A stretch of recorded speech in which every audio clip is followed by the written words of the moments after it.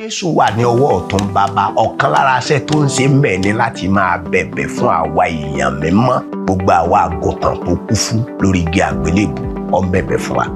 Tí kò bá sí àdúrà Jésù Kristi lórí gbogbo àwa olódodo, kò sí olódodo kan tó ṣubú tí ó lè dìde.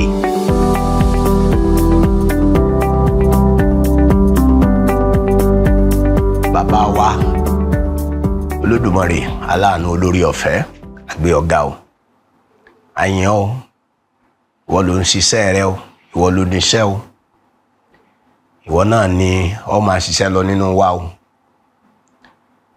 Ó sì iṣẹ́ tó o ti bẹ̀rẹ̀ ọ̀ràn yẹn ni kó parí ẹ̀, ó sì ṣe bẹ́ẹ̀ nítorí pé lóòótọ́ ni ọ́. Ayérayé ní tó ń sọ ni pé gbogbo ẹni tó ṣubú ni ó dìde.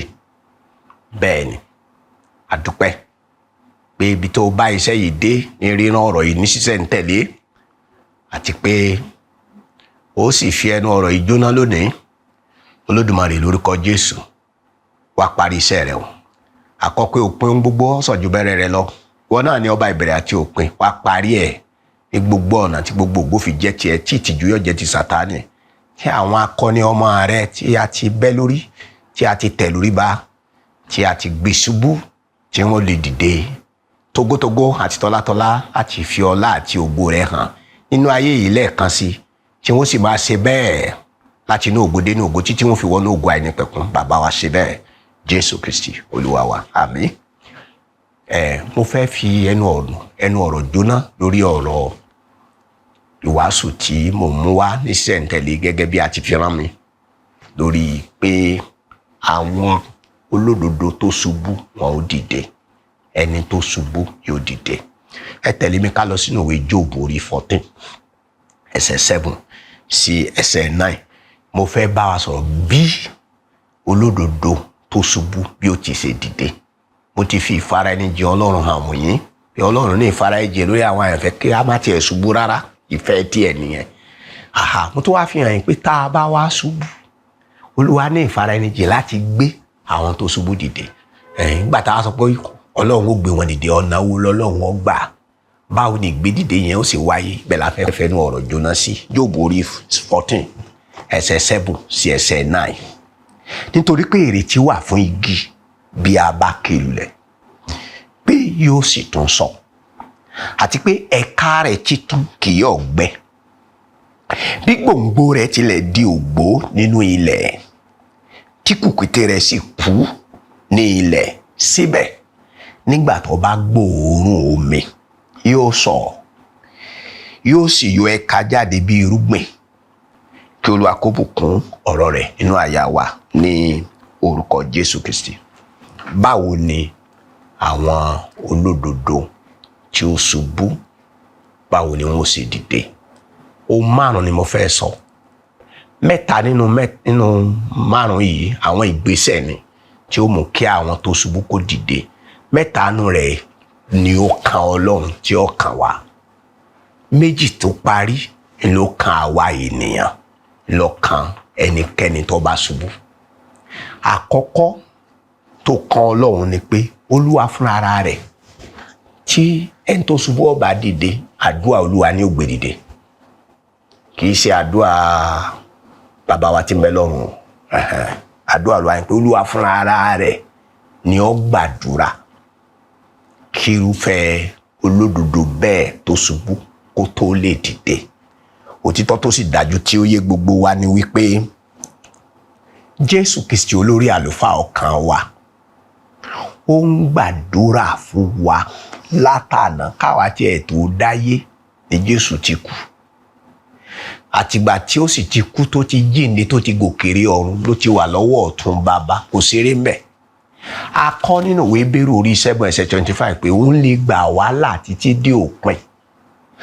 Gbogbo àwọn tí a ti pàṣẹ rẹ̀ tọ̀ Ọlọ́run wá, nítorí pé ó ń bẹ láàyè láti máa bẹ̀bẹ̀ fún wa. Jésù wà ní ọwọ́ ọ̀tún bàbá. Ọ̀kan lára iṣẹ́ tó ń ṣe ń bẹ̀ ni láti máa bẹ̀bẹ̀ fún àwa èèyàn mímọ́. Gbogbo àwa àgùntàn tó kú fún lórí igi àgbélébù, ó ń bẹ̀bẹ̀ fún wa. Ìyẹn ni pé ọba ògo tí ń gbàdúrà yẹn látànà ká tó dé, ó ń gbà lónìí.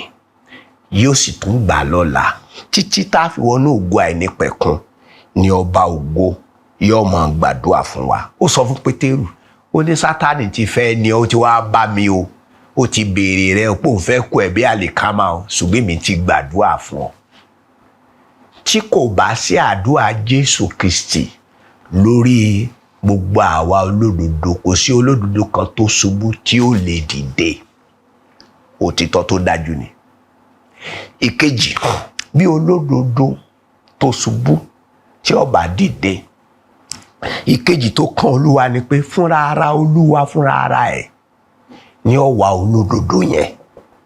Bẹ́ẹ̀ ni, Olúwa ti ká lára rẹ̀ ni yóò wá olódodo yẹn, ni ó lọ bá olódodo yẹn. Tàbí tí ó bá lọ bá, á rán ikọ̀ rẹ̀ kan tó lè fọwọ́ rẹ̀ sọ̀yà láti lọ bárúfẹ́ olódodo bẹ́ẹ̀. Ẹ jẹ́ kí n fi èyí tí mo sọ yìí yé yín nínú Bíbélì. Èyí ni mo fi sọ wípé gbogbo ẹ̀yin tí ẹni tara ẹ̀sìn àtẹ̀yin tẹ́ máa ń sọ pé tẹ́ máa ń fi àbùkù kan àwọn tó ṣubú, tẹ́ máa ń sọ pé ìgbé ayé jákujàku ló ń gbé, ìwọ ló ń gbé ìgbé ayé gidi àbí? Ó ti dà. Ní tí ò yẹ lónìí yóò yẹ lọ́la. Olúwa ní mo ní ayọ̀ wípé Jésù Kristi nìkan ló ń gbanilà. Kò sí ẹnikẹ́ni, kò sí oníṣẹ́ Ọlọ́run ọ̀hún tó lè gba àyàn là. Bẹ́ẹ̀ ni kò sí ẹ̀sìn kankan tó lè gba àyàn là. Gbogbo ẹ̀yin tẹ́ ẹ múra kankan nú ẹ̀sìn ẹ kàn ń ṣe lásán ni. Ọlọ́run jẹ́ kẹ́ ẹ kú sí di ẹ̀sìn tó bá kú sí di ẹ̀sìn nínú náà ló lọ.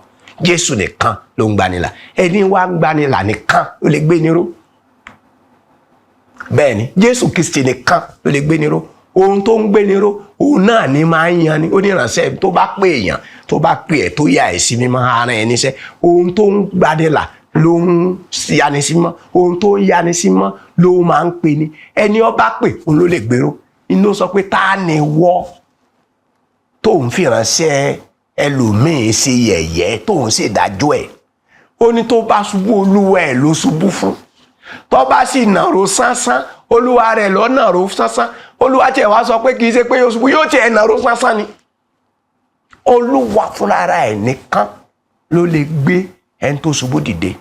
Nígbà tí Pétérù ṣubú, òun àtàwọn ọmọ ẹ̀, Jésù lọ farahàn. Mo ti kà fún yín inú fọ́nrán gbogbo tí mo ṣe sẹ́yìn nínú ìwé Jòhánù orí 21. Òun ló lọ bá wọn nínú ìṣubú wọn. Ó ní ẹ̀yin ọmọ ló pè, kò sọ pé ẹ̀yin ọmọ ránran yìí, ọmọ ló pè wọ́n. Ẹ̀yin ọmọdé ẹ̀yin tí ẹ ti gúgéré kọjá ewé nínú ẹ̀sìn tó jẹ́ pé ẹ̀yin gan ti fẹ́ dolùgbàlà láàyè ara yín. Ẹ̀yin ni bàbá gbogbo èèyàn. Ẹ tẹ́ ẹ̀ sọ́ra yín di bàbá ẹ̀mí. Tẹ́ mọ̀ lọ́pọ̀ ọmọ kankan lè ní ẹgbẹ́ kó wíwẹ́ kó lọ. Ẹ sá fún ọmọ Èṣù ni o. Jésù lọ bá ẹ̀yin ọmọ kílẹ̀ níbẹ̀ yẹn, ò lọ wá wọn rí. Òun náà lọ kọ lẹ́tà tó ránṣẹ́ sí àwọn aṣíwájú ìjọ méje ní Asia nínú ìwé ìfihàn orí 2 àti ẹsẹ̀ 3. Nígbà tó kọ̀wé àkọ́kọ́ sí olùṣọ́ àgùntàn tó ń bẹ ní Éfésù, òun ló sọ fún pé rántí ibi tó ti ṣubú. Ìyẹn ò tiẹ̀ lè mọ̀ pé òun ṣubú torí pé akitiyan rẹ̀ pọ̀, ìran kándù ẹ̀ pọ̀.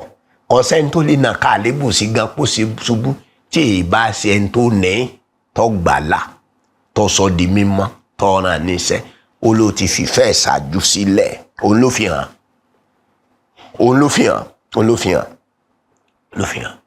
Bólúwa ọba wá, torí a sì yóò wù ni.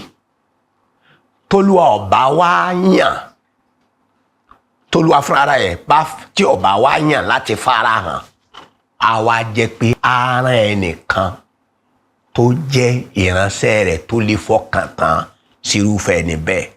Òun ló lọ bá àwọn Pétérù. Òun ló lọ bá ìránṣẹ́ Ọlọ́run tó wà níjọ Éfésù nínú ìwé ìfihàn àtàwọn ìránṣẹ́ yòókù. Ó wá lè yàn kó má lọ farahàn fúnra ẹ̀ lọ farahàn kó wá rán ìránṣẹ́ rẹ̀. Ó ṣeéṣe tí ó bá wà lára àwọn tó ṣubú tó ń gbọ́ mi, ó ṣeéṣe kó jẹ́ pé ríran tó ọ̀rọ̀ tó ń gbọ́ yìí ó lè jẹ́ pé Jésù ló wá bá ẹ nínú mi bí ó ti rán Nátánì sí Dáfídì nígbà ó ṣubú. Nátánì fọgbọ́n ẹ̀mí kò dá Dáfídì lẹ́bi o, kò kàn lábùkù o, kò fi ṣẹlẹ́yà o, ó ń fi ọ̀rọ̀ yẹn a sì mú Dáfídì bọ̀ sípò. Nínú ìwé Jóòbù orí 4 ẹsẹ̀ 3 sí ẹsẹ̀ 4, ẹ̀rí tí Élífásì ọ̀kan lára ọ̀rẹ́ Jóòbù jẹ́ nípa Jóòbù mo fẹ́ kẹ́ ẹ rí pé Ọlọ́run ní àwọn àyànfẹ́ kan tó gbẹ́kẹ̀lé tó jẹ́ pé ó lè ràn fún ìgbédìde àwọn tó ṣubú. Ó ní kíyèsí, ìwọ sáà ti kọ́ ọ̀pọ̀ ènìyàn, ìwọ sáà ti mú ọwọ́ aláìlera lé, ọ̀rọ̀ rẹ ti gbé àwọn tí ń ṣubú lọ dúró, ìwọ sì ti mú eékún àwọn tí ń wárìrì léra. Ìyẹn ni pé Jóòbù jẹ́ ọ̀kan bí Nátánì ṣe jẹ́ ikọ̀ tí Jésù lè rán.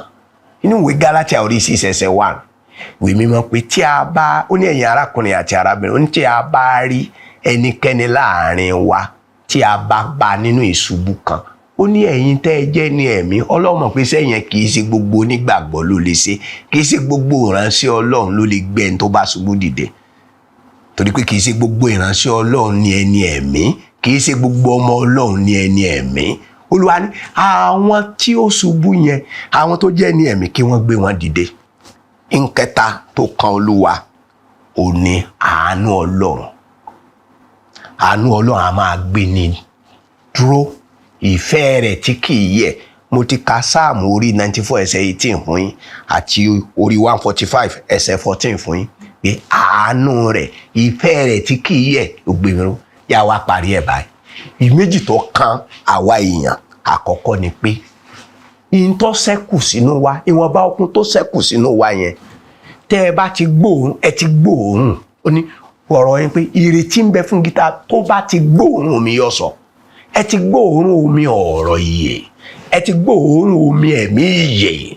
Okun tó kù nù yẹn, ẹ̀yin ẹ pa kìtì mọ́lẹ̀, ẹ dìde. Nígbà tí àwọn ọ̀tá Sámsónì ń yọ páwọn ti rẹ́yìn ẹ̀, àwọn ọmọ wípé irun táwọn gé irun májẹ̀mú yẹn ó tún ti ń wù padà, ó ti ń dàgbà. Sámsónì rí pé ó pẹ̀ mẹ́pọ̀, ó palẹ̀ àwọn Fílístínì mọ́. Gbogbo àwọn ibi wọn ti ń jó odò dìde náà mi ń ṣẹlẹ́yà ni ló ti pa gbogbo Stephen run, gbogbo àwọn ogun Fílístínì run.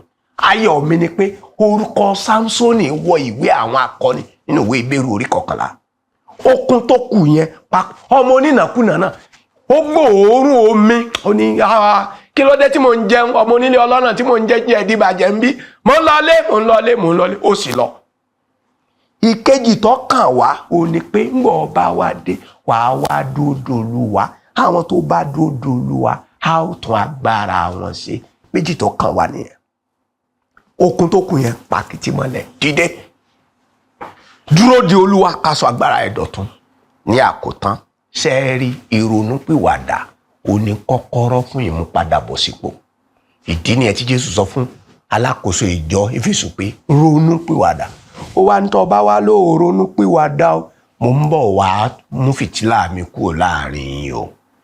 Ìrònúpìwàdà ní kọ́kọ́rọ́ sí ìmúpadàbọ̀sípò. Ẹ wá Olúwa nígbà tí ẹ lè rí, ẹ pè é nígbà tí ó bá wà nítòsí. Ẹ jẹ́ kí ẹlẹ́ṣẹ̀ ó kọ̀ ọ̀nà ẹ̀ sílẹ̀, kí èèyàn búburú kó fi ọ̀nà ẹ̀ sílẹ̀. Ìwé Míkà orí 7 ẹsẹ̀ 18 sí ẹsẹ̀ 20 ó ní pé kò sí Ọlọ́run tó dàbí rẹ̀ tí ń dárí ìrékọjá jì, tí sì máa ń sọ ẹ̀ṣẹ̀ ẹni sínú òkun. Ẹ tẹríba, ẹ jẹ́ á gbàdúrà. Bàbá mímọ́, ọmọ mímọ́, ẹ̀mí mímọ́, a dúpẹ́ pé ó mú wa bẹ̀rẹ̀, ó sì mú wa parí gẹ́gẹ́ bí ìfẹ́ rẹ̀. Ayérayé, mo bẹ̀bẹ̀ fi ìbùkún sí ọ̀rọ̀ yìí o. Àtèmi àtàwọn àyànfẹ́ yìí má jẹ́ á jẹ̀bi ọ̀rọ̀ rẹ o. Gbogbo wa pátá ni kò gbé wa ró. Pàwámọ́ kò nínú ìkọ̀sẹ̀, pàwámọ́ kò nínú ìṣubú. Fi àánú rẹ gbé wa ró títí dópin. Jẹ́ ká máa lọ láti ipá dé ipá, jẹ́ á máa lọ láti ògo dé inú ògo. Jẹ́ kí gbogbo àwọn àyànfẹ́ rẹ tá a ti tẹ̀ lórí ba nínú ìṣubú, jẹ́ kí wọn ó gbórí dìde lẹ́ẹ̀kan sí. Jẹ́ wọn ó dìde kí ògo rẹ kó buyọ̀. Jẹ́ kí wọ́n jáde tọ́lá tògótògó tí tagbára, kí ìjọba òkùnkùn ó joro, kí ìjọba àyànfẹ́ ọmọ rẹ kó di gbígbòrò. A dúpẹ́ torí pé ó ti gbọ́. Jésù Kristi Olúwa wa.